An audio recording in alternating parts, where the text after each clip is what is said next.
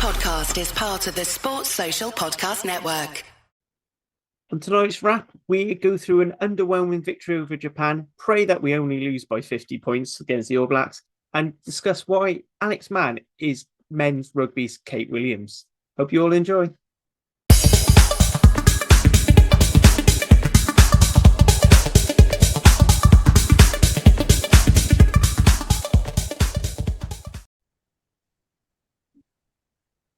Hello, welcome to another edition of the Welsh Regional Rugby Appreciation Podcast. As ever, I'm Harley in the hot seat. I am joined by Dan and Hattie. Today, how are we both? Good evening. Good, thanks. All right. Now, keen viewers on the YouTube channel will notice that we haven't got Nick. Unfortunately, he still hasn't recovered from the trauma of being recommended to go watch Wales-Argentina and is having some sun therapy in Tenerife. So we're instead joined by one of his Ospreys co-hosts, Jack. How are we doing, Jack? I'm good, everybody. Thank you for having me. Looking forward to it. It's just don't think it personally. It's just a contractual obligation to have an Ospreys here. So I said we'll get on to. So everyone's here to look for the game. We'll get on to it later. Just going to rattle through the news, get it out of the way, and then we can spend more time focused on the meeting. So first of all, bit of news coming out of the Dragons. So Steve Cummings, who I thought had already left, he is now left partway through his contract to go back to Australia. Hasn't really played. Is he going to be missed, Dan? No, not really. I mean, That's the middle of both ends of it, isn't it? It wasn't his last game in Wales playing for the Scarlets. Yeah, I think it was. That sums that one up, doesn't it? Yeah, probably best for everybody involved with that one, wouldn't it? You know, he wants to go back and do the family thing and all that great, and we don't have to pay him anymore. Yeah, absolutely. Then more sort of Dragonsy news. Well, with Dragon Scarlets hybrids, Stephen Hughes has announced his retirement. Again, I thought he'd already retired with Miami, with the Miami team going bust in MLR. I mean, great player. Be nothing to say what he's going to be doing in the future. Potentially pegged as a coaching role. He's still coaching in the MLR, I think. Yeah, I could be wrong. I think it was announced a while ago, if I'm thinking of the right person, that he was going to coach with DC. Yeah. And then it was just, I think he'd just forgotten to actually retire. Yeah, there seems to be a lot of that. It's an admin error. He forgot to tick the box. Yeah. It's like, oh, I've got a subscription service, and do you know what? I'll sign up for this new one before I cancel the other one, because otherwise I've got to pay a fine. Good representative for the Dragons over his tenure at Rodney Parade, I would say. Club captain. Always a very solid performer. Well liked down west as well. Coming from the Scarlets, so he's had a fantastic career, and hopefully he can kickstart his coaching life out in the States and bring it back over this neck of the woods. Mm-hmm. Yeah, absolutely. I said, I mean, always seemed to be a really solid head, brilliant URC player. Anything you want to add there, Jack? No, really. I think everyone's covered everything, to be honest. So there's not, as is usual, the thing, there doesn't seem to be very much Ospreys focus news coming through at the moment. So too busy scoring tries against Japan. The players are too busy representing. Too busy being injured or not making carries. We'll go around that. Then the last bit on the player basis is Cardiff prop Joe Cowell. He's gone to Bedford on a loan deal, which good for him. Give him some extra game time at what was potentially a slightly higher standard in the SRC. Seems to be playing well for the Rags, and hasn't been doing too much wrong since he's been signed from Cardiff Met. I've got nothing to add on that one. What club's he gone to? He's gone to Bedford Blues. He's up the road from me. Yes. You can go watch him play and let us know which side he's playing on, because he was being converted to a tight end and they've given up and put him back on the loose head. He obviously couldn't cut it a tight end, could he? The worlds apart. It's like the North and South Pole, 1 and 3. I know it's something special to be a Thomas Latoit and do both sides. Oh yeah, absolutely. And then bit of former coaching news. The Newcastle Red Bulls have announced that they're going to sign Stephen Jones as a coach. What do you think about that? Not the terrible one, the good one. The former Welsh international fly half, not the award-winning journalist. Yes. Do you think that's a good move? I honestly don't know because I never really watched anything of his Moana Pacifica because I don't watch Super Rugby due to not wanting to pay for Sky. I I think time will watched. tell. Yeah, Could only I get watched. better. I watched a bit of Super Rugby, and they were okay. They were pretty good. Obviously, they weren't setting the world on fire. Um, the sort of north end of that table was occupied by the usual suspects this season. Your Chiefs and your Crusaders and the like. But yeah, I think it's going to be a good move for him, and I tell you why. It's because they're going to have so much money pumped in, and I think at some point they're going to have a big director of rugby or head coach come in as well, or both. So I think is only going to sharpen his blade a little bit more.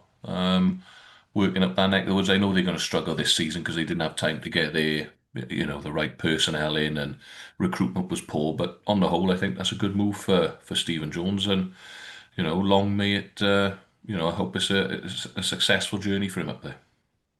Absolutely. Although I am kind of waiting for the DOR to end up being Wayne Pivac and he just ends up bringing his Wales band back together. See, I was thinking, Tandy was brought in as a what's it, wasn't he? And Tandy might be looking for a job sometime soon. Well, let's give him the Six Nations, shall we? He's only been there 2 games. Come on, that's what's harsh. You sound like Facebook and Twitter comments, Hanty. And you think you're a certain popular rugby account that people think is run by a man. Oh, yes. Nobody's going to get that. It's fine. Anyway, next bit of fixture news. Nations Championship. That thing that no one wanted. Yeah, we still seem to be getting, despite everyone saying no one wants it. We've got a fixtures. So summer next year, we're going to be playing Fiji, Argentina, South Africa. By the sound of it, they're going to be doing neutral venues for this, just to try and reduce air miles. So I don't know how they're going to decide that. Fiji definitely confirmed they're going to go neutral venues because it works out. It makes more money for them. It's been confirmed. And then in the summer, we're going to have New Zealand, Japan, and Australia. And then after all that, those 6 games are played, there'll be finals. So first of the Northern Hemisphere plays first Northern Hemisphere all the way down. So I look forward to playing Japan for a second time that block in the 6th versus 6th. Oh yeah, you never know. But I'm not. When I saw this come out earlier, I wasn't anti this Nations Cup to start off with. I got to be honest. Let's see what it's going to be like, and let's see the sort of television crowds it brings and the stadium crowds it brings, and hopefully it'll be a roaring success. So let's watch this space. There's a lot of good fixtures on there, mind. You can't deny that. There's a lot of good rugby to be played. Yeah, I think there's you can kind of compare it a little. Well, you can compare it quite a lot actually to like WXV, which has been the women's competition over the last couple of autumns, where you're in like a pool stage kind of atmosphere and you're playing 3 kind of randomish games. WXV 1 being North v South. I think it as a competition that worked quite well. You don't end up with like that dead rubber third game where if one team ends up winning all 3. I don't know. It kind of feels like we're losing a little bit of the like history of rugby of going on tour, but does it really fit with the modern game? Is it better to have kind of more diverse opposition? Probably. They're doing this in football now as well. The Nations Yeah. the Nations Cup. So let's see how it goes. So we can't. I've been on that. I've been on Twitter or X or whatever it's called, and you see it. Everyone's criticising the rugby community are negative folk. Jeez, bloody hell. It's not a game that's been played in that competition yet. Let's just see how it goes. It might be the best thing since sliced bread. Alternatively, it might be absolutely pants, but you can't moan about it when it hasn't taken place yet. Yeah. Oh, sorry, Jack, you go. I think overall, I think the problem with it is there's too much rugby being played, right? And that's not that's just on the players and the amount of games that they go through. But in terms of trying to create like a more diverse kind of amount of teams, people to play, more meaningful games for teams like Fiji, like Japan, and so on, it's actually like a good move in that respect. I think there's I'm in 2 minds on it in terms of it's a lot of games in a calendar that's already crammed, and players that are already kind of like, playing lots and lots and lots of games of incredibly physical game itself. But then on the other hand, it's like if you are going to give teams like Japan, like Fiji, and so on more meaningful games, then it's important to actually do that. And in the long run, I think it could be quite like good, particularly considering like Wales now as well, going on tour of South Africa or New Zealand or even Australia, it wouldn't really make much sense at this point. So I think from a development point of view for teams, it's probably quite a good move. I've seen, although it doesn't really count for us right now, but like people kind of criticizing there being like a second division and those teams playing each other and saying like, oh, well, they should be able to play tier one sides. From what we've seen in WXV of having that tiered competition, it's actually worked out quite well. You've had teams like Ireland who've been in their rebuild, they've been able to kind of dominate a competition and build and grow and then go on to become a much more successful team rather than constantly getting absolutely hammered by top teams. But then also you've had smaller nations, smaller unions who've been able, because of these competitions and having these guaranteed fixtures, being able to compete more regularly. And sometimes in that male second division, sometimes Canada men go really long periods of time in the men's calendar without a game. You might have Romania going a period of time without a game that isn't Rugby Europe. So I think it'd be good overall just for everybody to have a appropriate amount of game time rather than craziness. I think for me, it's the whole, this is designed to be growing the game, and I don't see how you're growing the game by having the same fixtures that we've been having anyway, where what people have been saying is they wanted more disparity. They wanted national sides, the tier one sides touring tier two. It also allows a development opportunity. One of the things that we've been criticising the WRU for is constantly picking top sides to fill the state because they want to fill the stadium. When actually maybe what we needed to do was play a Romania or a Samoa USA. Just to USA, to try and get some confidence into our players. I mean, you can go too far that way with some teams who seem to only play the lesser nations, and although they are praised for it, then when they come to play top end teams, they struggle. What does that do for us in terms of that's what the summer tour used to be for? But that's the thing, we're now getting rid of the summer tour because we've played no, we've got basically take a cycle from next year. So 2026 will be Nations League summer and autumn. Following year will be World Cup, so you might have a couple of home fixtures with your test night squad. Then it's back to the Nations League then for 2028. And then you've got Lions Tour for 29. Then you might have your transfer development tour. And then you're back to Nations League. So you now got this Nations League taking up 2 of those years. World Cup takes another year. So you've really only got 1 year for development to do that development tour. Or Wales are going to have to teams are going to have to do a bit more of what they have been doing, which is a lot more A games. Well, you say that, mind. You look at the amount of playing staff that South Africa have blooded in the last 12 months. You look at the amount of playing staff that France have blooded and rotated in the last 12 months. I mean, effectively, France took a C team to New Zealand. Or what, nowhere near what would be anywhere near their first team squad. So there are teams that, I watched that Scotland and an USA game a few weeks ago. And the reality is it was pretty pointless, wasn't it?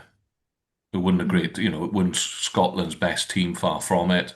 But that, USA got nothing out of it because they got absolutely pumped, and Scotland would have taken nothing from it either because it was an 80-odd point blowout. I do agree with what Harley's saying. These sort of 18 fixtures would be better. Like you saw this weekend, England Saxons went and played Spain out in Valladolid, and that was 29-25 or something like that. Really, it was very, very close. Really close game. So that's obviously the sort of level you should be pitching at. And I don't know, arguably Wales could go out to Spain and play with the first team and have have a good game at the moment. But yeah, maybe that is the way forward to go and play some of those, because England played the Saxons twice now recently, haven't they? They played in the summer. They played like England. They played France. They also played. They play Ireland. Yeah, they played someone at Welford Road as well, I think, I didn't think they? that was Island Day. It was either Island Day or Scotland Day. I know they've And then had they one. and then they've just played Ireland have had that Spain. emerging island tour as well, which is like an Yeah, extra layer on that. yeah. So maybe South that's Africa where quite often have an A game, an A team which they use and they tour big size. Which again, something that maybe that's where we're if our missing out. clubs want to start making money, looking to maybe get a travelling A side in or in these tier 2 nations to play games. Because I Yeah. remember Cardiff hosting Uruguay a couple of years ago, and that was a fantastic game. Yeah, I remember that. Yeah, absolutely. I suppose we digress. What else is on the news there, Harley? So last couple of bits. So basically, WRU are making an absolute hash of these negotiations, causing the Dragons owners to walk out of the meeting after 10 minutes. And considering some of the demands that they're trying to put on benefactors, I don't blame them, frankly. Also, Dave Butcher's has been on Twitter moaning, quite rightly, about how they were briefing the WRU were briefing journalists during the game on Saturday instead of waiting for them all to come up with an agreement.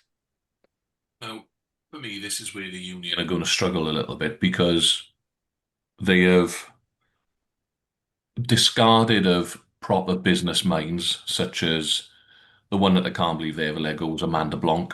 I think she's a fantastic business mind.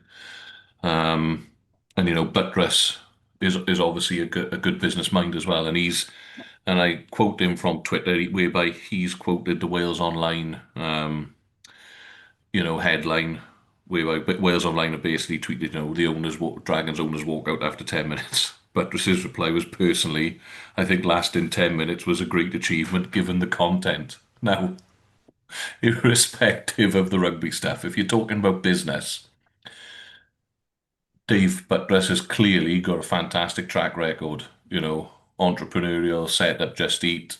I'm assuming he sold Just Eat on, I think, or whatever it is he's done with Just Eat, and is now chief executive at OVO Energy, is it? Is he chief exec at now? Yeah. So, take the rugby, just purely on a business side of things, they've met their match in Dave Buttress, I would have thought, haven't they? And the fact that he's just walked out. And then when you have a little read of some of the things that came out in the press, last week in between this week's pod and last week's pod, whereby the union one centrally contract all players. They only want they want people to pump anywhere between the owners now of any given club between £1 and £1.5 million in a year, I think was a figure that I read. They want them to take on the COVID debt, pay the COVID debt back, and even though, like Mr. Buttress, for example, is going to be ploughing money in and only allowed to run the commercial arm of the Dragons, for example, the union want 50% of all profit. Now, I'm not Richard Branson, maybe Richard Branston, but who's going to be putting in money? Who's investing in this? I don't know what you guys think, but it's just absolutely insane in there. Unless I'm missing something. Laughable, isn't it? It feels like a cross between like some LinkedIn guru who writes absolute slop and it comes up in a post on your timeline and you're like, this is ridiculous. I don't know how at all you have a job, let alone seemingly are successful, mixed with a toddler who says, will you, if you take me to Disneyland, I will give you half of my carrot that I've eaten already and give it to you. And then like a bit of GCSE business. Like it's just absolute nonsense and it doesn't make any sense. And it annoys me that like stuff is coming, like we're in the middle of a campaign and there's all these distractions because they just won't shut up. And I really don't care about his bloody blogs. I don't need to know.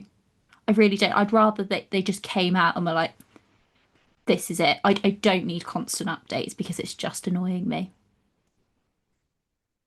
What do you think, Carly and Jack? It's laughable. So like, obviously, I'm sat with the team that's got to try and get away from the WRU, and you're just thinking, what only in their right mind saying, yeah, would you like to buy this rugby team? It's got £6 million worth of debt. Well, that's not very good. We're going to give you a certain amount of money for player release and helping with developing the academy. Oh, okay, that's fine. And I can pick which players I want and go for the thing. No. We pick the coaches, we pick the style, we pick the players. Oh, and you still got to keep paying us money to pay off these loans. And then can I have some of your profit as well? And you don't own the ground either. Oh yeah, so you can't even make money off that. Oh, and you've got to sort out the lease deal so that we can redevelop our stadium next to you and use all your hospitality area for production stuff. And you're just like, yeah, I mean, if I was a dragon, I'd be out. It's the Dragon's Den dragons in this case. Yeah. What an episode that would be. Sorry. No, it's all right.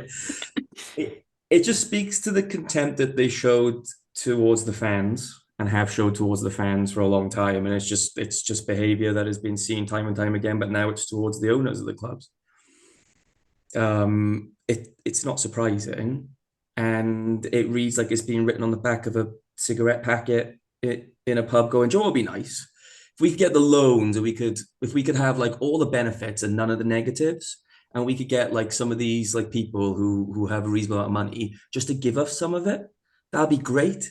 And that's just like kind of like what it reads like. And then it's more of the same, isn't it? It's more of the same. Let's ignore the fans. Let's say that we don't care about who beat New Zealand and what the history is, and also let's like treat the owners in the exact same way. It's madness, isn't it? And I don't really see what happens from there if all the owners of the club say like, well, we're not giving you any money. Like, where does it go? Yeah, I said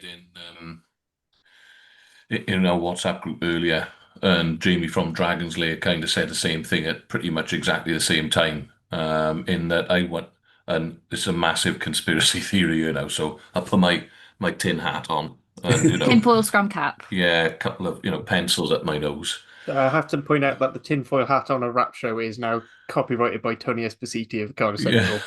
He has got an endorsement deal now. We'll pay him. Is it a tinfoil scrum cap or is it just a tinfoil hat? It's all tinfoil headwear is its thing, but the lawyers are going through the minutiae. But do you think that the union are making it that difficult and that unrealistic that people in the end go, oh, do you know what? Forget it. I'm out. Buttress pulls out, Y11 pull out, whatever it is. This is just insane. We can't do this anymore. And the union either come in to quote unquote like rescue as they did with Cardiff, rescue someone, or they go, okay, well, we'll buy you out. I don't know how much Buttress has put into the Dragons as an example. We go, come on then, we'll buy you out. And then all of a sudden the union have got total control over absolutely everything. I mean, absolutely, and then they can have their weird campus of everyone playing on the same place. You might as well just call them A and B. Because surely now there's a lot of, irrespective of their business acumen, Reading and Collier Keywood and all of these people, irrespective of what you think, they're not unintelligent, they're not dull people. So when they are coming up with these ideas, surely they know that no sane person is going to go for it. No one's going to give up 50% of the profits that they are working really hard to make whilst only managing the commercial arm of a sports franchise. It's just insane. So it can only mean that there's an ulterior motive to this. Surely. This is the same union that less than 18 months ago threatened to pull the women out of the World Cup because they didn't want to sign their central contracts, which barely paid them more than minimum wage and didn't have a maternity policy. So really, the bar is in hell. The whole place on fire. So, let's move on to the rugby then, Harley, and we can talk about that's on fire instead. So the last bit of news is Wales squad related, which I've just left it now, so we can just go into Wales. And that is Joe Roberts and Ben Warren have been called up to the squad because they've realised, oh, hang on, we've only got one tight head who is going to be available for that game and no 13s. So, it's just good. I don't know why that didn't come up as a thought in the first place. But, Jack, we'll go with you. Ben Warren, former Cardiff Academy lad. Just getting that one in. Been going pretty well. Been pretty well for Ospreys. I think to be fair, I think Duncan Jones' tutelage has brought him on leaps and bounds. Good call up. Yeah, he's a really good player. He's a physical player as well, which is good, and he should give a bit of go forward. So I think his ceiling's quite high, and I think like exposing him to more of like the international rugby scene is only a good thing. We're not overly blessed in those positions in Wales, so anybody kind of like who is a big lump who can put it about a bit, I think it's a good call up. And I think I mean, it's unfortunate he's coming up against New Zealand, who are bad in the scrums, and then South Africa, who aren't bad in the scrums. But I think it's a good call up, and it'd be interesting to see how he goes. Because I always think that sometimes he looks like he could be a world beater, really, really good, and then other times I'm a bit like, oh, he's not putting it about as much as you'd like. So it'll be interesting to see in terms of where he goes, I suppose. But yeah, absolutely. And then Hattie, a quick word on Joe Roberts. Not a huge amount to say. I think most people were surprised he didn't make the initial squad. Yeah, I think he's just had a bit of a bad run with like injuries over the last couple of years, and I think with the Scarlets being, let's be frank, piss poor, it kind of puts a dampener on picking anybody for the Scarlets right now. So, but he's a really, really great player. He's probably one of my favourite players at the Scarlets at the minute, just in terms of like where I think they can go. So yeah, I'm excited to see. Hopefully he gets game time. It'll be interesting to see who's paired up with if he does make it on the pitch. It'll be Ben Thomas. It'll be Ben Let's Thomas. just accept this thing. It's going to be Ben Thomas unless a ban sticks. Yeah, which I'm not. I think that's going to be interesting we can get onto team and stuff now. It'll be very, very. That's a very, very different inside centre than he's used to. So yeah, we can go on that. Although to be fair, they did play a fair bit. They have played a bit together. They have. Anyway, we'll get on to Saturday's. I nearly said defeat is force of habit there. We'll get on to the game against Japan in a moment, but just a quick point to say, if you are enjoying this podcast, please do like, subscribe, share a link with your friends, share the misery around it. It helps ease it up. If you leave us lovely comments on our YouTube channel, lovely producer Lee will reply to you in the exact same tone you message in. So that's always worth a laugh if you want to try and get a bite. Not that I'd ever do that to Lee on a burner account. Also, please check out our sister channel, the Global Game Line, has the fantastic Women's Rugby Treehouse. We also have the Mall Street Journal, the American pod going through, and there are the South African and Ireland equivalents going out. I'm hoping that the Women's Rugby Treehouse will start recording some episodes soon because I've been missing them.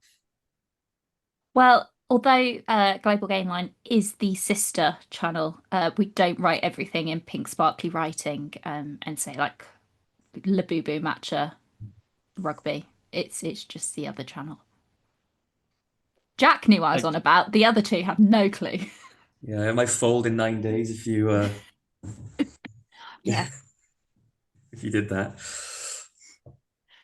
Yeah, I'll be honest. I'm just thinking, what do you mean it's not all about Labubus? That's about 80% of what you talked about during the World Cup.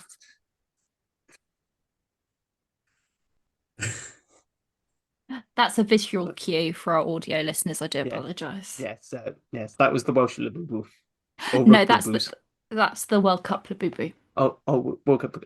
I'll be honest, it's too small on my screen. I can't really see. I need bigger glasses. Anyway, so that's all my shameless puggling done.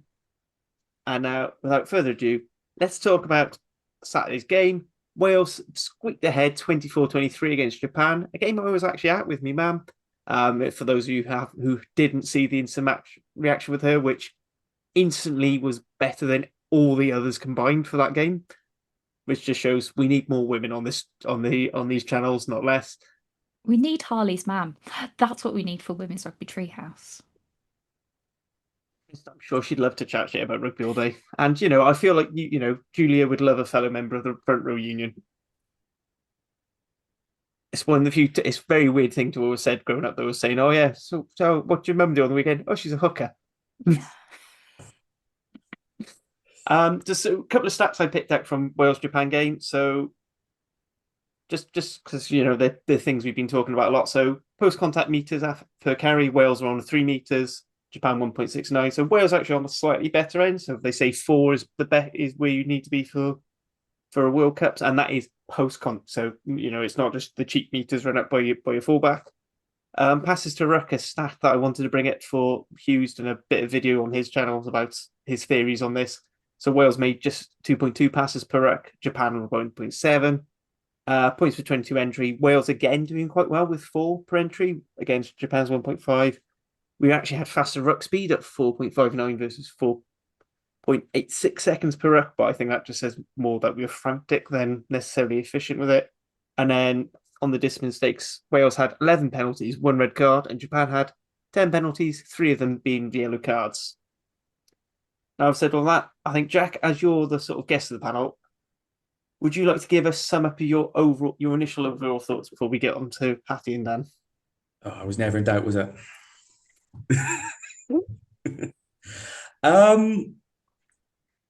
I think that, and I watched it twice, and the first time I watched it was live, and I left the room in disgust at least 4 times, came back, shouted at the TV, and may or may not have said, well, they're not going to score from here because that's going to go against the 3 years of evidence I have saying to the contrary. So I don't know why I'm still watching this. They scored and won at the end of the day. And I think that for a team that has been seen to, lose and concede 50 points against them and so on, clawing back from a place where you look like you're going to lose and everything says you're going to lose to come back and win is massive. And I think it's always like, when you see a striker in football and he can't score a goal for love nor money, and they'll say, like, well, you just need one to go in off your ass if you can. That could be what this is. I mean, there is things that can need work, obviously. And I think that what was disappointing more than anything was the good things that you saw against Argentina weren't there as much against Japan. And I think that was disappointing, but you still saw these nice kind of short lines for the Tompkins try, for instance, which is nice to see. You could see that, although it was miles behind the gain line, Ben Thomas was standing behind 2 or 3 other options in an attacking kind of setup, which we weren't seeing under Gatland, for instance. So there is things that are improving, even though the execution's a bit off. But all in all, like, I think that just the win's massive. And fair play to Ollie Cracknell, 31, coming in, getting a management performance, and he was an absolute beast the entire game. So, yeah, that was kind of my thoughts on it initially, Yeah, we'll go into some individual performances later, I think. But Dan, you quite critical of the number of missed tackles and the defensive side of things. I mean, being a defense coach, it's your bread and butter, I guess. But what did you make of it this time round? So we've conceded far fewer tries. Tackle percentage was up to 90%. Yeah, well, before I go on that, what was that stat that Hugh mentioned about rucks per pass? So Hugh has a theory that basically the most standard tier 1 teams are sort of working on about 1.4 to 1.6 passes per ruck. Right. And basically, it's just how many sets of hands the ball goes through before contact's made. And he was pointing out that New Zealand tend to have quite a high one in these games they're losing or they're really struggling with. And I was looking actually a lot of the issues in Wales, but we seem to be playing the ball back, and then making contact. And it's almost like you're losing all that meterage. Trying to pass the ball out and around defenses because we're not necessarily making the line bricks. Yeah, and the other thing as well is if you're having, I know we've gone off piece a little bit here, haven't we? But it is interesting topic of conversation. But if you're having more passes, it means that you're not challenging the line. In theory, you're getting to an edge quicker or you're playing behind the gain line. Now, in order to be effective getting to an edge, you need to obviously narrow the D up, so you need to carry the ball first. So if you're only having one or 1.5 pass, I'm assuming South Africa are up there where they're narrowing the D up, cleaning deep, which affects the fold. Another big ball carrier up, another deep clean affects the fold. All of a sudden, it narrows your numbers up, and then they can play. But if you're gonna go and pass the ball straight to an edge these days, defenses will just shift on you, won't they? If you're not getting any gain line. So that's a nice stat there. But anyway, I digress. Back onto the game. Do you want positives or negatives first? Your choice. My choice. Okay. Well, I got two major negatives for me that I think Wales really need to tidy up in order to progress. Three negatives actually, I suppose. The first negative, I think, was clear to everyone. Performance for me was far worse than Argentina, even though we shipped 50 points against Argentina. I didn't think we played as well, especially when we had the ball in hand. Second thing that was a problem for me was our kicking game again, which was the same against Argentina. I thought we lost the aerial battle. Now, when you lose the aerial battle, I think I've looked at the stat. I think in total, there were 71 kicks in the game. Now, not all of those are going to be competitive, but just assuming um, sort of 40 plus of them are. I can't really think of too often where Wales stuck the ball up in the air and won the ball back, a la the days of Dan Biggar and Lee Halfpenny and Liam Williams, etc. Whereas when Japan were going to the sky, they were getting better returns. And therefore, if you haven't got the ball, you can't play with it. It's as simple as that. For a large period of the game, it was keep ball, and then that goes on segues into my third little negative, if you like, is I still think our defence is way too passive. We've got this real soft defence where we take 2 or 3 steps off the line, and then it's all about containment. But Japan were able to go for phase after phase after phase. Now, whilst we beat Japan and they only scored was it 3 tries they scored? Yeah, I think they scored 2 tries, right? Correct. But the week before we conceded 8, and we've got the All Blacks coming to town. Now, if we're going to give the All Blacks 10, 12, 13 phases, at some point, someone in a black shirt's going to score a try. There's going to be a line break. They're going to score a try. And if you watch the All Blacks on Saturday against England, they really struggled with hard line speed because they do want to play to width, as he was staying with his clearly, they want to pass the ball more. They play behind the gain line. They want to pull it back. They want to get to an edge. We have to go and get teams. And if we're going to let South Africa run at us, because I thought Japan did it a couple of times on Saturday, where they just inch us down the field, meter after meter. Now, in 15 phases, that's sort of 15 to 20 meters that you've lost, because they're all soak-up tackles. There's not enough dominant collision winning in defence. So those are the negatives for me. But I think they're fairly quick fixes. Blair Murray, I feel a bit sorry for him. It's a little bit second season syndrome. He couldn't catch a cold on the weekend, could he? Bless him. The ball was up in the air, it was being tapped back, and he was flapping around at things, and it was one of those things. But those are the 3 work-ons for me. The one main positive is ultimately we won the game, and I thought the way that we won the game, going from effectively in our own 22 straight down the other end, then to ultimately, I think we'd have won even if he hadn't kicked the penalty, because I thought, what I mean is the alternative was to go to the corner, and our maul was dominant prior to that. So I thought that was good. Ultimately, our 22 and red zone effectiveness was really good because we didn't have a lot of ball, but when we did get in there, we executed well. So I thought that was a positive, and I also thought our set piece, more particularly the scrum, was also a positive as well. I thought we had a good go at them at scrum time, especially when we unloaded the bench. But ultimately, Wales have won a game of rugby. It's a victory pod, officially a victory pod. But performance was worse than the week before, which was disappointing. When Dan Edwards went over after 5 minutes, I thought, "Oh, we're going to batter them." Because when we got in there, when we were in the red zone, we were really effective. But it just took us another 40 odd minutes to get back in there for the second time because we lost the aerial battle. So yeah, that's my sort of 2 penny worth on the whole thing.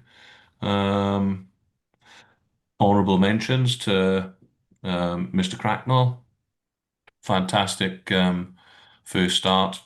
What do you have? 23 tackles completed. I think he was top carrier for Wales as well, was he? Or they were Yeah, there, I think but he's yeah. top carrier, top tackles completed. Yeah, 23 tackles completed, 13 carries, that's a really good shift. Not like it's a stat, but he got a turnover assist for Alex Mann. That absolutely fantastic. That's not a statistic. Yeah, we'll I give know. it That's him. why I said We'll give it's it not him. a statistic. Good tackle. It's not a statistic, but he did assist. He basically set up a turnover for Alex Mann to get over, and it was basically because it was such a good chop tackle. I think it's one of the exceptions that proves the rule for Dan. That it was a very dominant shot that floors a Japanese player. Mann's over, and it's the easiest turnover he's going to get. I thought Mann had a very workmanlike game again. He's getting better. I don't know what it is about Alex Mann. I like him. He's a good rugby player. I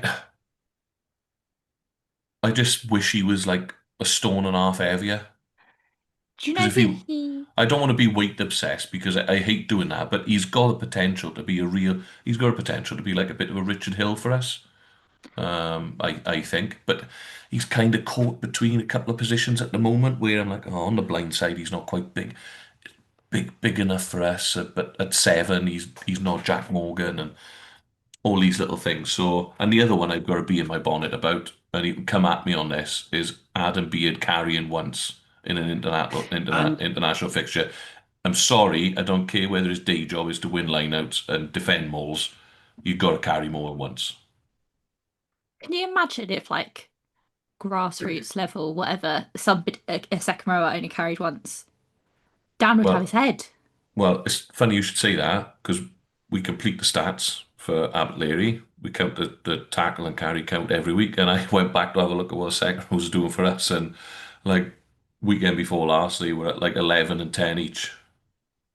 So, come on. We ended That's up with a full session of carrying drills because after a game, they noticed on the video that there were only like 4 people who carried in the pack and across the I game. Like that's the sort of what it's like at yeah, grassroots. and people that are in the Adam Beard supporters club will go that he's a very effective line-out operator and his maul defense is very good and he hits rucks. Okay, I get that. That's his primary job, right? A prop forward's primary job is to scrummage. Dewi Lakes is to scrummage and carry, but he still carries the ball into double figures. I'm sorry, but we got to be getting more out of him in terms of getting gain line because it's just because you think about it now from a defense perspective, right? You look at Wales's carry stats, They're appalling. and every week now this is the same, and this may be where our type 5 are not carrying enough. So if you were people play like 1-3-3-1, etc. So if you were stood in a pod of 3 to carry off 9 off a tens ball and you were defending them, which one are you picking out? You're picking out like a Morgan, a Cracknell, a Mann, a Faletau, a Wainwright, depending on who's playing in, and you're going, right, we'll double up on him because he's the danger man. So you're doubling those collisions. Oh, don't worry, it's only Adam Beard carrying the ball. He'll only have it once and he'll just flop into contact. Do you It's want just some pretty horrendous stats, Dan, about our carrying?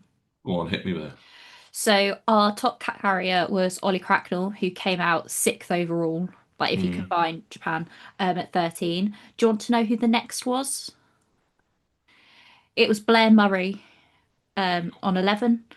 Then Louis Samet, then Alex Mann, and then the first of our front 5 was 15th overall. It's Dewey Lake, and then didn't have another one till Dav Jenkins, who had 5. And again, I'm not saying that. No, if Dav Jenkins at 5, if Beard was at 5 as well, that's all of a sudden we're multi-threat around the park. Who's going to carry the ball? We don't know. They're all effective ball carriers. We're a bit more multi-threat because I just don't think that work rate is good enough. Now, don't get me wrong, we lost a kicking game, so we didn't have as much possession or territory, and it's a different game. But for me, it's not acceptable. One carry at international rugby, and I looked at all the other second row pairings that were playing on the weekend. Like James Ryan carried the ball 10 times. Byrne carried the ball for Ireland like 7 or 8 times. The second rows for England as a pairing carried the ball 14 times between the two of them. It's not the one for me. So Yeah, there you go. I'll get off my second row type 5 carry and soapbox now, and someone else can have a go. He I was going to carried the leave this a same little bit amount later. as our Sorry. replacement fly half, who was on for 90 seconds. His primary job is to kick goals, Hattie, and he did that And he particularly did that. well. Yeah. So there you go. Jared Evans in Cardiff in a last-minute clutch kick. Who'd have ever seen that? Who'd have seen that coming? Yeah, class, fair play to him. Class that was.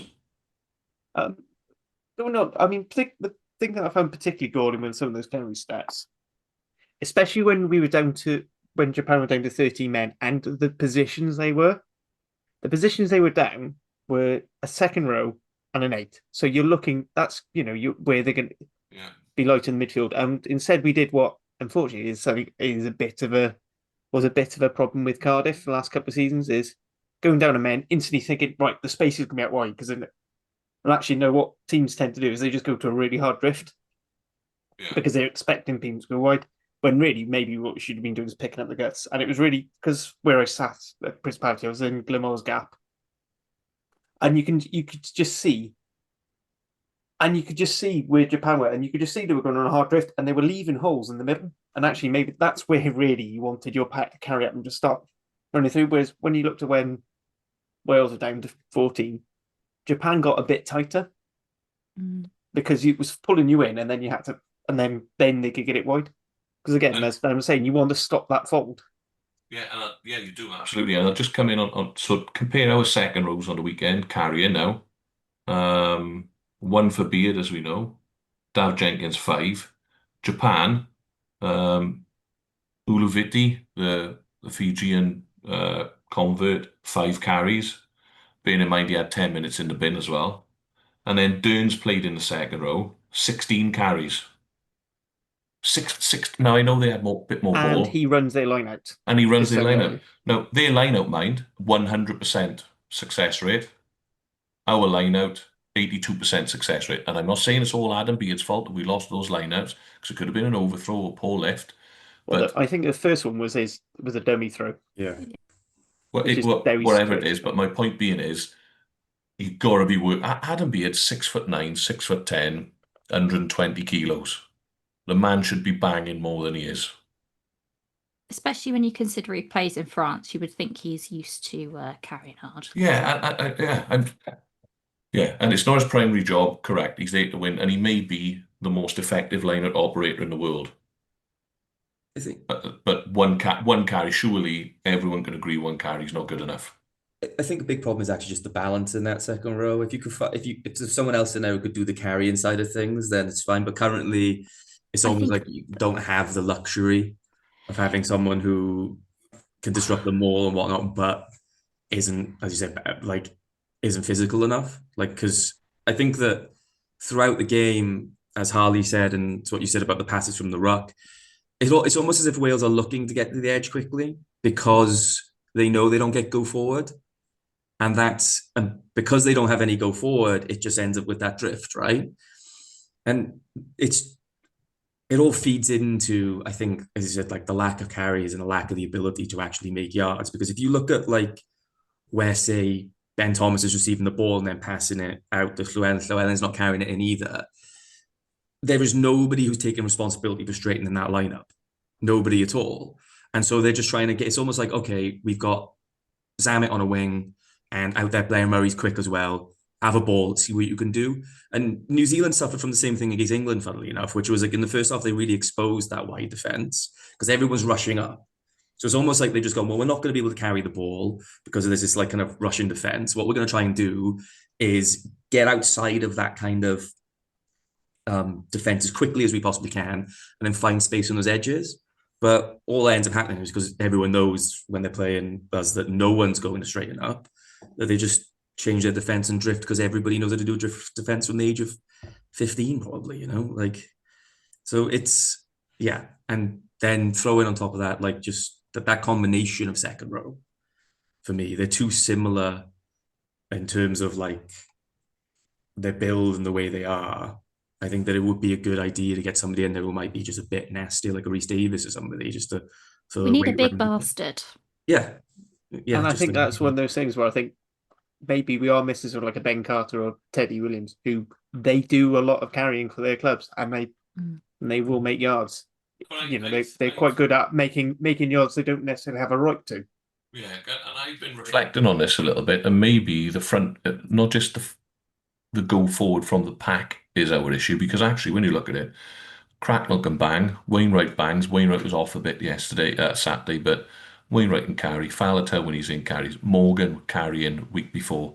Deves if he can come in. They've all the back rowers in Wales have shown that they can carry the ball and can carry the ball for meters. So maybe it's more of a front five issue whereby, I look at. And I know rightly so, you and Jamie cut me in the group yesterday and said, well, Adam Beard's our line-out forward. Okay, fair enough. But I'll still nail my colours to the mast. One carry's not enough. But you look at other teams around the world now from even a prop forward perspective. They're a big ball carrying prop forwards now. Take Ellis Genge, for example, at England. Fantastic ball carrier. Gain line ball carrier. We've got one in Rhys Carey. But he doesn't get on the ball enough. Doesn't get on the ball enough. Whether that's the system or him, I'm not sure yet. But so there are people there that are, the South African props. They can carry. They are gain line carriers. So maybe that's actually where we're lacking a little bit. Is our front five's not giving us that go forward in terms of able to get gain line ball when it's required, and the work rate's not quite there for it. But I suppose we could talk about this until the cows come up. What did you think of Josh Adams' red card? I wasn't. I mean, we'll address it now. It was red. It was reckless, and it was bloody stupid. It was. It was a chicken wing to the head. It was, yeah. Like that's red this year. That was red in 2019. That was probably red back in 2015. Like, you can't argue against it. I think if anything, we were lucky and he was lucky it wasn't a straight red, because in my opinion, I think from what we saw for the rest of the weekend, it was probably a fair shot. He's lost his head a little bit, hasn't he? He's tucked the arm. There was no need for him to counter-wreck. He was in from the side as well, so you could have doubled up the penalties, and he's just dropped the shoulder in on someone. There's just nothing legal about it at all. No, it's a classic case of shithousery, wasn't it? That was the middle and both ends of it. But it also was pointless. Like, what was he going to achieve by going into that ruck? Nothing. No, exactly. So, and they thought it was out foul play, wouldn't it? Yeah. He lost his head. He was putting a shot on, and that's all there is to it, I suppose.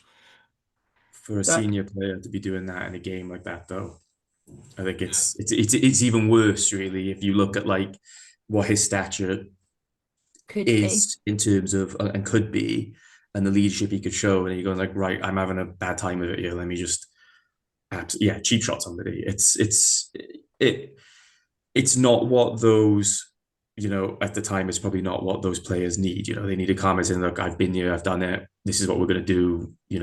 I've spent time around people, but instead he's sitting on a stool on the sidelines. Like, it's I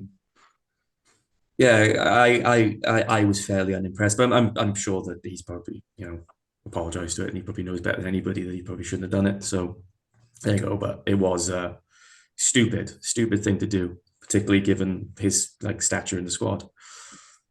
It was a lot of it felt very Warren Gatland era. Of we've heard kind of a lot about how the atmosphere in camp wasn't great, and it wasn't a positive environment to be in. And I also think it reminded me a lot, weirdly, of, do you remember when Dan Biggar had a massive go at Rio Dyer on the pitch? And it was just it felt like they were all stressing and they were just getting too much at each other.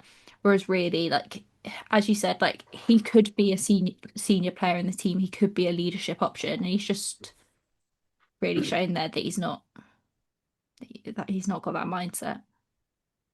Yeah, I feel like for me, it's also a bit of a testament to a microcosm of the whole game as a whole, because I feel like Wales weirdly was so nervy and they were trying so hard not to lose that they nearly lost it, because it was almost like everything that was good about the Argentina game just basically went out the window. And I think it was basically they were so desperate not to lose, and then it. And the heads sort of went with it. I think for me, the thing that annoys me the most about that game, and the thing that really actually kind of changed the game completely, it changed how we played, it changed how the players kind of reacted on the pitch was Japan going down to 14 and then Japan going down to 13.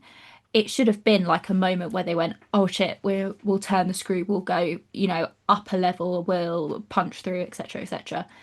And they didn't. They almost like took their foot off the gas a little bit and expected it to be easier. And expected, oh well, there's less men on the pitch, we'll be fine. We'll obviously score because there's less people. And they don't have that like instinct of how to win anymore. Again, Or how to play. It was just you shouldn't go if the other team is down to 13 and you don't score. That's just embarrassing. It's very one. Your Wales in 2015 against Australia. Yeah. Yeah. Yeah. It does go back to the point I was making, where we seem to not know where the space was going to be. We just assumed it was going to be wide. When actually, especially with that second year regard, I thought, do you know what? It's probably a bit far out for it to be an effect, but call the scrum, because you're down the second or you're down the 8. That's their two big. That's a lot of heft there. Right. Worst comes to worst, you only get a penalty out of it. But either you're going to be marching this scrum backwards, or they're going to have to put some extra bodies in which case then you are going to have that space out wide. But then even then, I was expecting a few better set piece moves from this Wales team with Jockey as attack coach. And I remember one scrum, and I was looking at the setup, and I knew instantly they were just going to try. It was going to be straight to Ben Thomas, Dan Edwards on a loop, and then it's going to go Llewellyn, Zamet. And it was like, because Josh Adams didn't look like he had any intent. He was hovering behind Thomas Williams, but it didn't look like he was going to be a carrying threat. It didn't look like Max Llewellyn was going to come in on a hard line and just, again, it's that whole thing of holding defences. And we weren't doing it. And I think, even if you don't necessarily make as many yards as you like, just lifting that ball off the base of the scrum for Josh Adams to do a hard line crash in, it's going to put that element of doubt. Because at the moment, teams know they just need to get to the width as quickly as possible. Whereas, if you can throw your blindside winger down that seam, yes, he might get snagged by the flanker, or he might get a weak shoulder against a 10, and then he's going to make a bust. But at least makes the defense think. Yeah, and whenever you make backs think, it gives them a chance to make the wrong decision. Yeah, I thought that Japan had learned from Argentina as well. They know that Wales wanted to play out the back, and they defended those passing lanes. Like there was 2 or 3 times, I think, where they pulled the ball back, and it just went straight to a Japanese player who stood in that passing lane, able to sort of get hands on the ball. So you are right. You need to be. It's all well and good playing at the back, but you need someone running an unders line effectively to hold that defence, or you need some blockers in to try and hold that defence. Otherwise, you just play side to side, and Wales have been guilty of doing that. I think in both games now, side to side, not going anyway. All right, the right idea then is to kick the ball, but we've lost the aerial battle in both games as well. I felt it was really strange for me because I was watching it, and I bring up Rees-Zammit quite a lot. And last week I was like, oh yeah, he ran into contact. What a absolute surprise. He never used to do that. He did it so much this week, and it was because the ball that he was getting was so poor, and it was just like suicide passes. They were just chucking him the ball. He had no space. Where was he supposed to go? He was just what was he supposed to do? He looks a lot like I thought Jack Morgan looked like last weekend, which was, I'm going to have to do something here because I'm the player who can actually do something. So every time he had the ball, he looked like he was just trying to force it as well. Like he'd pick it up, he wouldn't make, everyone's like, oh, his rugby awareness is gone. But I think that's just because he had tunnel vision for, I'm the only person here who's going to score a try. I'm the only person who's going to be able to make meters. So off I go and see what I can do. It's like just outside the 22. Yeah. Basically, because it's like, well, it's that I'm probably going to get, I can fully imagine thinking, well, I'll do this chip, I can regather and make a break, or I'm going to get turned over because I've just been shoveled all the shit. I mean, Max Llewellyn made nine passes and only 3 carries. And Rees-Zammit made 9 carries. Yeah, And you're just like, Llewellyn is basically in that side to be that heft, which, Gatton traditionally put himself because we were a particularly weak carrying type 5.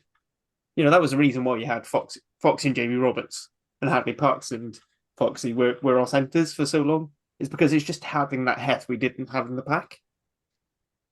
Yeah. And we're clearly wanting to move away from that. And, this is the thing I keep saying. Ben Thomas is a fantastic player. I love Ben Thomas. And yes, he can carry, but he's not he is not a frontline carrier. Like, if things are going wrong, I trust him to be able to get the ball, maybe make a yard, recycle the ball without getting turned over. But he's not there to give you go forward. But if you're going to play that system, particularly when Dan Edwards isn't a ball carrier, he's not the sort of one to challenge the line. He'll try and break through with fast feet. And actually, I think he does really well playing around Ben Thomas, coming around, Ben Thomas being first receiver and Dan Edwards joining the line when he feels. I can see that working. But if we're not going to have people who are going to punch and take it up, you're just always going to have things where people know Ben Thomas is going to pass to Dan Edwards on the loop. So they're in the passing lane. And that's where, we're getting that turnover. I mean, Argentina last week scored a try that was identical to the try they scored in the World Cup because we ran the same fucking move without learning the mistake. And that's where I think that's where I sort of started getting frustrated with this. That being said, I kind of just happy we've got the win. I'm ready to pass it unless anyone else has got anything else they want to wear. Oh, I think that's all right. I was going to mention the centre partnership. I suppose we can talk about that when we pick our team, or if when we discuss the New Zealand game a bit more. Absolutely. So let's move on. Let's move on to the New Zealand game then. So the All Blacks are coming to town. A team we haven't beaten since 1953, but Dave Redden doesn't care when we last beat them, so it doesn't really matter. Everything starts new under his tenure. Well, and we ain't going to beat them this weekend, are we? So we'll add another year to it. But I have been in the last 24 hours listening to a lot of New Zealand rugby pods and New Zealand rugby news, and they are giving the All Blacks absolute pelters down in. You would think they were us. How their media is reacting. Honestly, no. I thought they were going to have a day of national mourning after they lost to England on the weekend, and it's but actually we all feel like that. Well, it's actually really interesting. The one guy on the one pod went, "We're about to become Wales. We're about to become the next Wales." And I thought to myself, you must be having a laugh. We're currently 12th in the world and have never been world champions. But he made actually, it's not going to happen, obviously. So don't come at me in the comments now that, Dan's been taking drugs, clearly. That's not the case. But what he said was, and it was interesting when you look at it, he goes, like, Super Rugby's not what it was. So they got a lot of good players of these, thinking like Richie Mo'unga, etc., have gone off and playing elsewhere. The Barrett dynasty is effectively run its course. They were getting terrible stick from Kiwis on this one call-in show I was listening to, which was an interesting point. So they got a lot of good players playing abroad that are not eligible to be picked. MPC is not the quality that it was. And when was the last time the New Zealand under-20s won the World Cup? And the women lost their first ever World Cup game since 2014. Long time ago. So whilst things are far from catastrophically Welsh in New Zealand, maybe they are on the decline. I don't know, because they certainly don't have the fear factor now that that the likes of South Africa do. So it was an interest, saying how they're still second in the world, aren't they? And they're going to come to town and absolutely pump us on Saturday. But it was an interesting take. So yeah, for me, England showed the way you're going to go and beat them, and that's when you're DN loads of hardline speed, get in their face, don't let them play. We can't kick loosely to them. We can't lose the aerial battle against New Zealand, and unfortunately, in a weird way, I think New Zealand are a worse team for Wales to play than South Africa. I think you know what's coming when you play South Africa. The juggernauts come in. It's going to be very structured. It's going to be kick to compete, set piece. We're going to lose and they're going to bully you into doing it. but maybe we can keep a score down. We play them in the URC, etc. in terms of South Africa, keep it fairly respectable. But if we're going to enter into playing rugby against New Zealand, New Zealand are the one team I think have got a real capability of blowing teams off the park, as they did in the World Cup against Italy. 90. What's the chances of Wales keeping this below 50 on the weekend? I think that would be a success. I think if Wales can keep it below 50, I think we've had a good day. And it's really sad to say that, but I think that would be the barometer, yeah. Because I completely agree with you. I think that playing New Zealand is potentially the worst team that Wales could play, because they've got so many options in terms of throwing the ball around, trying to get the ball wide. I know they lost to England, but they didn't look bad for a lot of that game. That England game, I thought England were really, really good. So I'm not criticizing England. They beat the All Blacks. But it's one of those where if they kick those 2 drop goals to get back in the game, and then New Zealand scored a try and they hadn't actually got the win, people, it's fine margins. And I just think that, given the fact that every single time a team starts to play rugby against us at the moment, it just doesn't look like we're going to stop an attack. It looks like the only way that attack's not going to end up with a try being scored is if the ball's dropped, or like a penalty's given away. It's very rare, because we're not making dominant hits, as we said in the Japan game, whatnot. Like, our ability to actually stop a team just from steamrolling all the way to the try line, or losing the aerial battle, which gives everyone an easy 30 meters. It's really hard to win, and then against a team like New Zealand, you're not in a good position, are you? So if they can keep it under 50 points, I think that's probably a good day out for this current Wales team, which feels horribly negative to say, but yeah.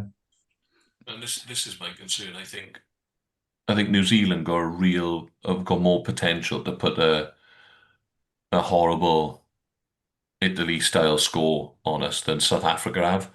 Because I think in terms of the South Africa game, and I'm not jumping ahead here, I just think that the aerial battle, they'll stick to structure. They'll stick to structure. If we kick to them, they'll kick it back. It'll get put in the air.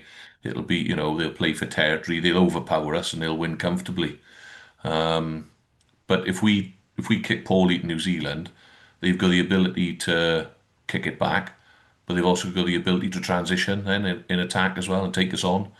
And that's where I think that we'll come unstuck, because New Zealand got that little bit of South Sea Island flair in there as well, haven't they? Where they have got the ability to, we're not going to kick it back this time. We'll beat the man, offload, and we're underneath the posts. And it turns into one of those games where they end up blowing a Samoa, a Tonga, an Italy, whoever it is, away by 70 odd. And that's my real concern. And they lost on the weekend. Yeah. Obviously, the Blacklash. No, I was hoping that they'd make changes, that they normally would have done against Italy, for example. It's going to be obviously Wales, they make changes now on the tour. But having listened to some of these Kiwi rugby pods over the last 24 hours, it would appear that some of these changes may not be good news for Wales, in that, they want the New Zealand public are crying out for some of these boys to have a go. So it could be a tough day for us. Yeah, New Zealand's been quite interesting listening to, mostly listening to other pods and other people podcasters who complain, and a lot of the complaints might sound familiar. So they seem to be quite frail under the high ball, spend a bit too much time passing around the ruck and not necessarily going forward, and their set piece can be incredibly wobbly. The only problem is they're also incredibly talented individuals who can make something out of nothing, whereas we have a Blair Murray. Yeah, and they're comparing it to their heyday of possibly the greatest rugby team of all time, and we're comparing it to being on a 5-year shit streak. So yeah. They're not the team that they were, there's no doubt about that. But let's not forget, they've still beaten Australia twice, they've still beaten Ireland, they've still beaten South Africa, they've still beaten Argentina. They were in a World Cup final 2 years ago. Yeah, and we're a potentially a decision away from winning it. They're going to be the next Wales. That's how far we've fallen. That's the comparison. Now we're the. Yeah, it's no longer like they've gone the way of Italy or something like that, or like with Canada. No. Yeah, no, it's an interesting take from the Kiwi public, I thought, because and the Kiwi media, because I don't know the political side of it, like, you know, they discuss it like we were, but it's interesting to see that they've clearly underinvested. And I saw that they come up with some stat on one of the shows, and I looked it up, that they like schools team, their 18s or whatever it was, lost 80 odd points to something to Australia, which is like never been heard of. So maybe there is something going on out there, but Christ, if this is their decline, I'd rather, it's not a bad thing, is it? You know, on the other hand, I will have a little dig at our Scottish friends. Come on, Scotland. You know, you lost again on the weekend. Greatest Scottish team of all time. Couldn't win a raffle. Come on now. At least when we did have our greatest team of all time, we did get a World Cup. Some silverware. We got some silverware, Six Nations, Grand Slams, World Cup semi-finals. Come on, Scotland. Come on. Able to get out of World Cup pools. Able to get, yeah, well, I think Alex Cuthbert is right, yeah. Well, Scotland have achieved nothing with this group. But we digress. Come on then, how do you guys think we're going to fare on Saturday? I think it's going to be awful, honestly. The only thing I'm hoping for is that the nerves of trying to get that home win are gone, and the pressure that was to win that Japan game are gone, and that relief will allow. Hopefully, we'll see a performance more on the Argentina level with some improvement. I don't think it will be anywhere near enough to win, or even get close. But again, if we can see things working and issues, that kicking game gets a couple of % better, the defense becomes a little bit more coherent, then I'll be happy. I mean, for most of us, when we were talking about starting this autumn, completely wrote off these last 2 games. All we want to know is to see a direction that we're going, which has been an issue under the last couple of coaching regimes. Is you just didn't know what they were trying to do. Pivac was yo-yoing between trying to be revolutionary and then going back to the Gatland way, but not quite right. And Gatland trying to sort of relive his halcyon days, forgetting that now every team has decent strength and conditions, so you can't just be fitter than another team. And that's messed him up. So, if we can see what's going on, that would be good for me. What about you, Jack? So just let the guest. Jack? I probably feel the same way about it as you do, to be honest. Like, in terms of if we can keep seeing like kind of like the positive things, and I do think there has been in the Argentina game, in the Japan game, there has been some things that have been happening that you wouldn't have seen under Gatland, for instance. There is a little bit of like, you can see kind of like more attacking shapes coming. You can see these kind of like short lines that like the backs are running, the centers are running, near the try lines to score and so on. So if we can keep seeing like that kind of improvement and those little things, then that I think that's going to be a positive. And I think that's like all that people kind of want to see now, which is like incremental improvement, because it's been so up and down. It's been like one performance against Ireland that's been good, and then the following week we're losing by 60 points. And that's kind of what's been disappointing about Japan, which is good performance against Argentina, saw some things we hadn't seen in a while. There was like, good meters made in contact and so on. It looked fairly positive. And then Japan, and all those things seem to have gone. I think if we can go back to seeing something against New Zealand that is slightly, as you said, slightly more coherent, and we see kind of like these good parts of the game being improved on and being put in there, then I think that's a positive. And as I said, keeping it under 50 points. If we can keep it under 50 points, I think that's an achievement at the moment. So yeah, that's kind of my feeling on it. My worry is that it becomes a lot like the Six Nations campaigns, which is good performance, worst performance, hit the ground, bottomed out basically at the ground floor of losing to England, and that would be disappointing to feel like it's still the same kind of, oh, what's happening? Where are we going? Yeah, I sorry, Matt, yeah, just gonna say that I'd agree with that. If Wales if it's something like Argentina, we ship 50, but we score 4 tries. Yeah, I could take that. If there's a build on, then, and like you said, the D's better, kicking game's a little bit better, then yeah, we take it. My only concern is that this could be 70. They've got the ability, they're just the pure rugby ability to play from anywhere, score from anywhere, go off script. South Africa won't go off script, I don't think. Whereas these guys got the ability to it's like Fiji plus plus plus plus plus. Um, and that's a worrying thought for me. Ironically, it's probably maybe the New Zealand public and media are right. It's the worst All Black team for a while potentially, and for anybody else, it's an opportunity to go and win. But Scotland have failed to do it, and Ireland have failed to do it. So, so there you go. I think for me, I'd like to see a bit more of like what our defensive structure is going to be going forward. I think I'd like to see that be firmed up. What do you think it is now? No, Hattie. I This think is it's my just, I point. think This it's would just soft. it's soft and contain, but we can't win collisions. So why are No. we doing that? Why are we letting people come at us?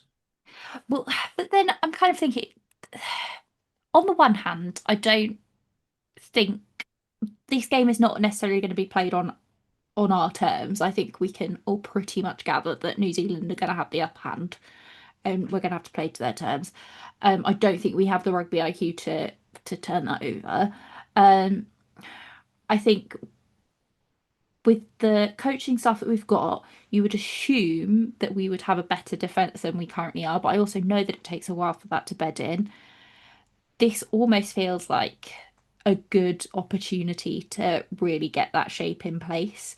Um, and let's be honest, they're going to have a good old training part of it, aren't they? Because that's pretty much all they're going to do for the entire game. So let's hope they do it well.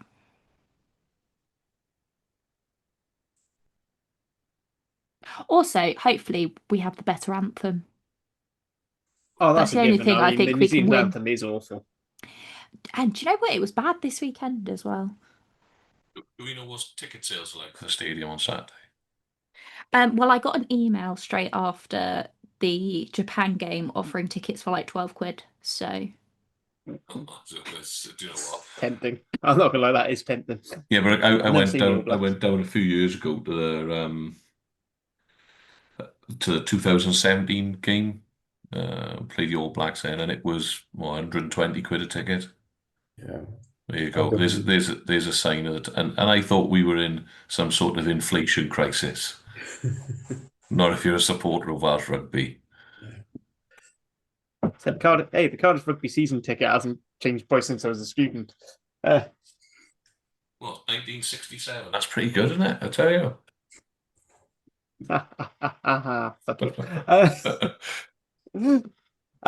we move on? So time's running away from us. So shall we just quickly talk team? Are we going to go same again?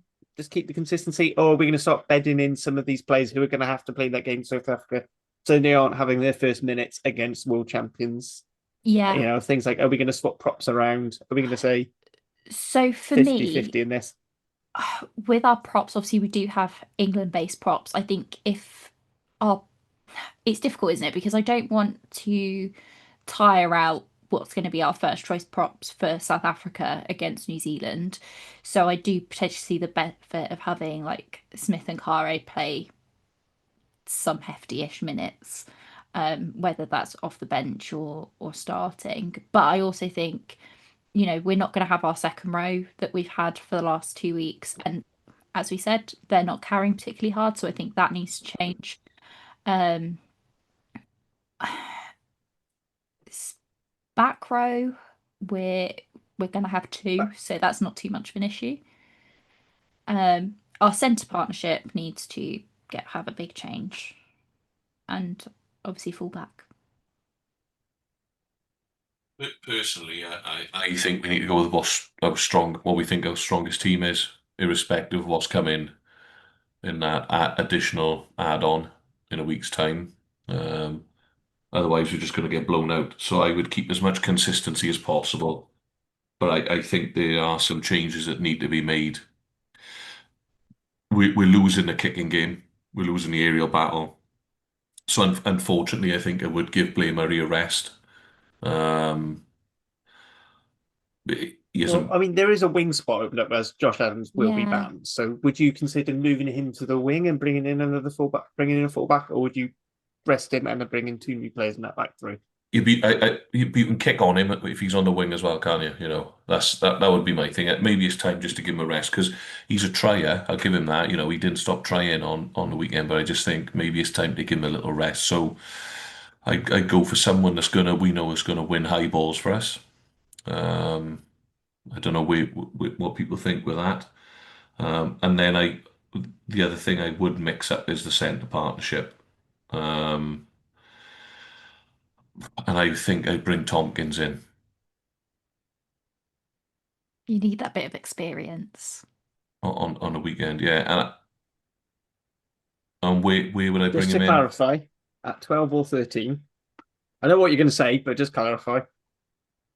Yeah, I think I'd give him a swap at 12, personally. And that's nothing against Ben Thomas. Ben Thomas is a fantastic rugby player, like you said. I just like to see if it's better with someone who's different.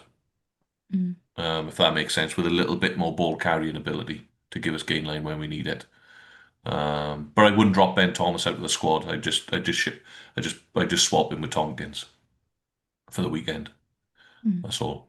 And then wait 3/4. I'd just be going on the wing fullback, whoever's best under the eyeball. We need to be able to win our So, fair share of aerial battle. I know you like young Beetham, don't you? I think But is do I you just want don't to? think he's played enough either there. So I said, so the options you've got really who aren't already, assuming you've got Tompkins and Llewellyn in the centres, you've got Samet sort of right wing. Then He's your gonna other play. option, you've got the cursed option of Ben Thomas at 15, which I'm going to strike through that now and say no. Yeah. Because he will be playing at 12. Just accept this. It's the Yeah, same he as will. knowing that. It's the same as when you know Andrew Porter will be playing 70 minutes for Ireland. You just know it's going to happen. You just go through it. I agree with you. I think maybe it is time to give it a change, but that's what's going to happen. Right. So your other back three options then are you've got Cam Winnett, who I think actually he has done an awful lot to work on the weaknesses in his game, particularly high ball and defence. Yeah. And then you've got Tommy Rogers, who again sort of came through as a fullback, was mostly playing there before we switched Blair Murray. And then you've got the potential of having Joe Roberts there and bringing him straight in, and you either have him on the wing, which he has played for Wales before, or Max Llewellyn onto the wing.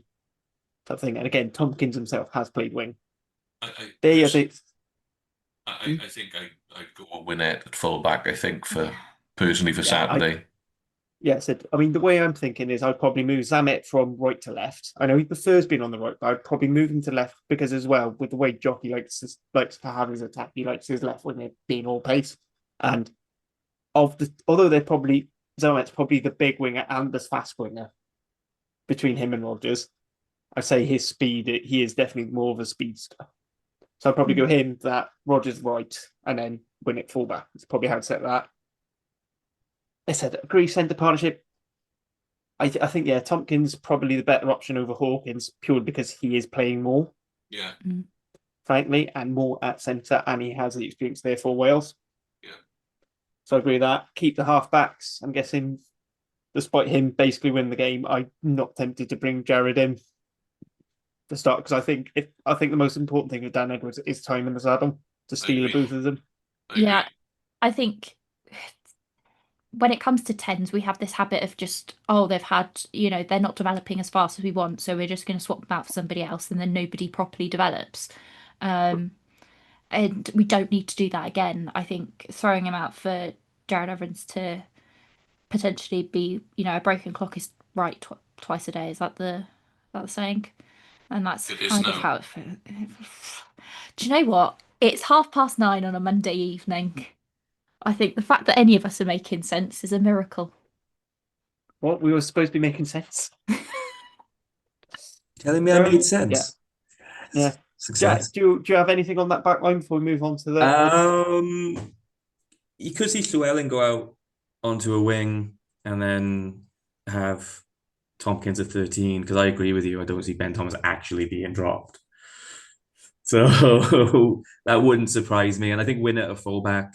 Has Winnett been called up, like properly called into Yeah. the squad? Yeah. Yeah, he was in the initial squad. It's Yeah. just they've obviously been He's just going for not the loved. continuity of Blair Murray. Yeah. I think Winnett's the best under the high ball. I actually think in terms of the fullbacks, the options there. So I think Winnett should probably come in. And I would say that, yeah, Rogers is probably going to be on one wing and Llewellyn and Ben Davis in the centres. Because I think Tandy has said that he wants continuity, doesn't he, more than anything else, and give people time to. And I do agree with the continuity thing, and that's the sort of theme that I'm going with in general. Like, same as last week, is the continuity element is great. We need that. Unfortunately, it'll get all thrown out the window when we have to play South Africa. It's got to go then. But I kind of think, well, it's shit or bust against South Africa anyway. So, and hopefully not hopefully, I don't want them to come for me, but probably most of their second rows would be banned by then, so we might be all right. And if we struggle, I'll play against South Africa. Don't worry, I'll dust the boots off, have a game. They get all 4 second rows sent off every game for a year, and they'd still have more. It's never ending. The conveyor belt is insane, but yeah, we can worry about that next week. Yeah. Speaking of the pack, then I know we're saying we want consistency is king. Tandy swapped the props last time. Do you think we're going to swap back? So we start with Carrie Azarati with Griffin and Nicky Smith off the bench, or do you think we'll keep that same? Maybe the only other option would be a Gareth Thomas. Slightly more solid, gives you a lot better. Gives you that chop tackling. Gives that chop, defense. Yeah. But again, there's not much in these selections, is there? Now, because there's not much in these selections, maybe there is an argument then to bring Gareth Thomas in to give him a game, to bring him up to speed. I think I imagine he's going to do the lion's share with Southworth on the bench. Yeah. Whereas, I think there is a drop off in some of the other players that are in the squad at the minute compared to what we could put out. So, yeah, I don't know. For me, purely for consistency basis, just to give boys a run of games, try and build on the sort of 2 performances. I keep it as steady as possible, personally. Should we finish on a positive note on our team selection? Our back row balance at the weekend was phenomenal, so I'm very excited to have that play again this weekend. Yeah, I said I really like that. I said I really liked how well Man and Deeves worked. Not Man and Deeves. I would like to see how Man and Deeves work. Man and Cracknell. Yeah, I don't know. I've got the yellow cap of Pontyclean in my head. And this is where I kind of like feel like I'm overly harsh on Alex Mann. Is that whilst they were good on the weekend, I watched the game and I was like, because Wayno was average on the weekend, but I watched the game and go, if we'd have had Faletau and Morgan, we'd have won by more. Do you know what I mean? I feel bad because saying that they would be an upgrade on Mann because he did have a good game. He is very workmanlike. I can't put my finger on it. It's then you're comparing though to like world class players, and I think we can all accept that Mann currently isn't like world class. He just looks very. I know what you mean by Alex Mann. He just. To steal from Blood and Mud, he failed. I get it. He kind of fails the eye test. Yeah, that's exactly what it is. He's great over the board. He's got his repeatability is great. He'll make tackles and be there for the next tackler or counter up. He's incredibly aggressive. I think he carries above the weight, and he's becoming a very good line-out forward. Yeah. Because he hasn't got an extra stone and a half you want, he can get right up, almost in that tip prick. Do you know who he reminds me of a lot? Is like 2024 Kate Williams. Yes. Because you're constantly just like, I don't know what this player does. And then you look at the stats and you're like, they did everything. They were everywhere. They did everything. They're really good in the line out. They're really this, they're really that. And you're just kind of just forgot about you on the pitch because everybody else in that back row is so phenomenal. But I kind of forgot that you're quietly very, very good. So yeah, that's who Alex Mann reminds me of, which is an absolute compliment, by the way, because I am the president of the Kate Willie fan club. How old is Alex Mann, Harley? Like 23. Yeah, he's early 20, very early 20s. I'll double check. You vamp whilst I check. Yeah, and not sorry to put you on the spot there. Being a, I thought you may Yeah, may he have is known. 23. He'll be 24 in January. Like there you go. It's What a guess. no age really for a back row forward, is it? Exactly. Let's be And honest. he's only going to get better, I think, Yeah, personally. he just when he's 30, 29, 30, he's going to be a different animal altogether. As a lot of these boys are, I think that's another thing that we need to recognise. Dan Edwards, 4 or 5 caps. He's like 12. Ollie Cracknell, first, second cap on the weekend, albeit he's a elder statesman. There's not a lot of Archie Griffin, not playing any club rugby. These boys are learning on the international stage, really, aren't they? It's a tough gig for them. So yeah, there we go.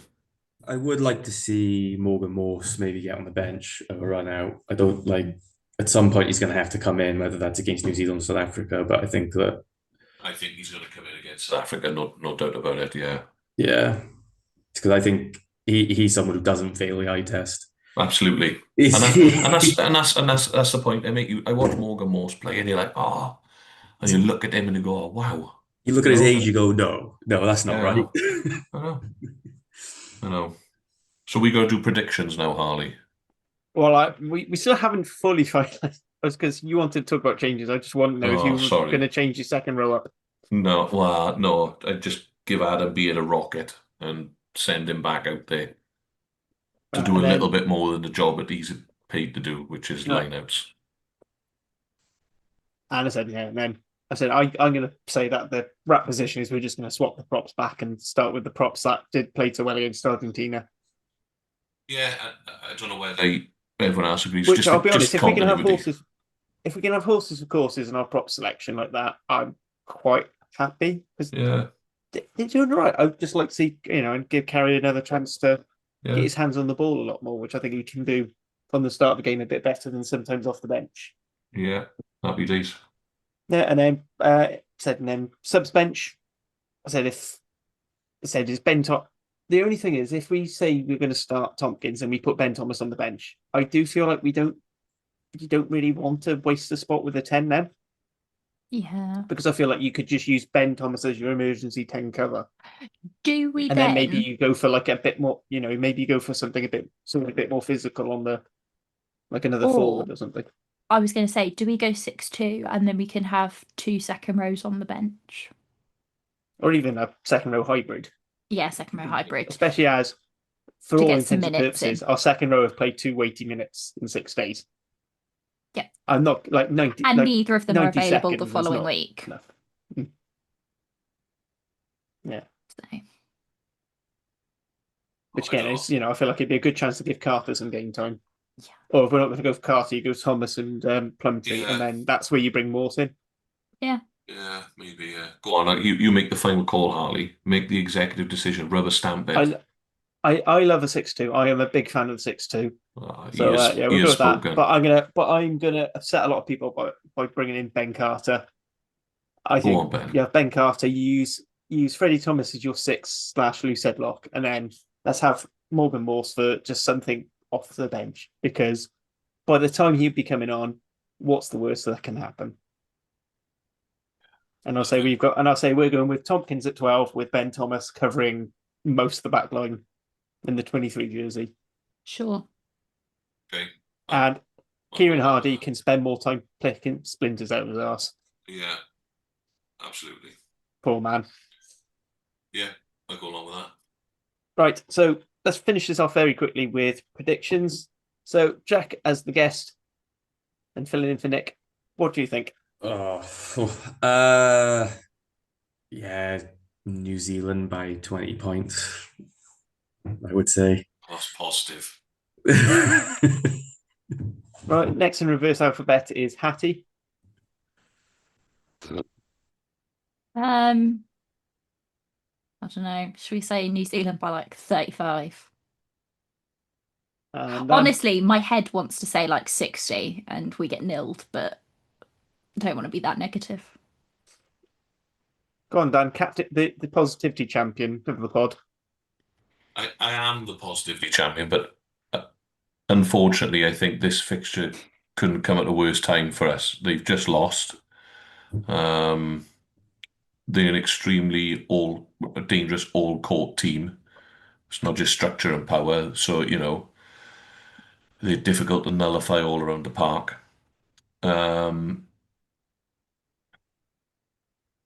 Sorry, boys, New Zealand by 55. Right, and I promise me and Hattie aren't copying each other's homework, but I again feel like it's going to be sort of mid to late 30s range for New Zealand there. So, and I'm going to go with a nice round 34 points, just to put it there. I don't seem like the positive one anymore, do I? But I am. I just think that this. No, you're just positive that we're going to get stuffed. Yeah, no, it's just a horrible fixture for us. So what I will say as well, just before we finish, is I've actually really like Steve Tandy at the moment. Like you could see on the weekend, like that win meant a lot to him. You could see, he couldn't watch the kick love him. He had to walk away. He wanted it that badly. But then afterwards, his post-match presser was really impressive as well, whereby he came out and said, "Look, I wasn't good enough. Our performance wasn't good enough. We won the game. Brilliant. That's what we needed, but the performance wasn't good enough." So every time I hear Steve Tandy speaks, he grows on me. He's a man of Wales. There's no doubt about that. He wants the boys to do well. And I think that genuinely, and we've not been able to say this well, Steve Tandy has Welsh rugby at the forefront of his mind. He wants to leave the place in a better place than where he took it over. So there's a little bit of positivity for you to end on. I think as well, just to add to that, sorry, Harley, is that he's not just, I want to leave Wales in a better place in terms of results. He actually seems to care about the players as individuals, and they've all come out and kind of said like the atmosphere is a lot better in camp and things like that. And I think that plays a lot bigger role than a lot of people would like to kind of admit. So it's not just he's leaving it in a better place than he found it in terms of results, but leaving it a better place cultural wise. Yeah. Any more on this one? In that case, as always, I like to get the last word in. I agree with you. Tandy just seems great. It does show that he cares. It shows he's trying to bring people along. Like, it actually, it makes even more sense with some of the coaches he's picked now. Is that we've got a team of people who like to bring people on a journey with them. And the big thing is, there's so many things he could hide behind, and he doesn't. He says, we weren't good enough. This, we've got to get better at, coaching this in the week. We've got to take responsibility for that. And it's something that, I was getting very close to just giving up. I just stopped caring about Welsh rugby in general, sticking with Cardiff. Cardiff was going to shit. I was just basically going to walk away from it all. But I'm starting to get the spark of hope, and steal from the Dragon's Lair is the hope that kills you. But I'd rather have hope and be disappointed than not give a shit anymore. So, on that note of positivity, yes, it was a terrible win, but it was a win. Thank you all for listening. And I hope we're going to be slightly more positive about an annihilation next week. Nostar. Nostar.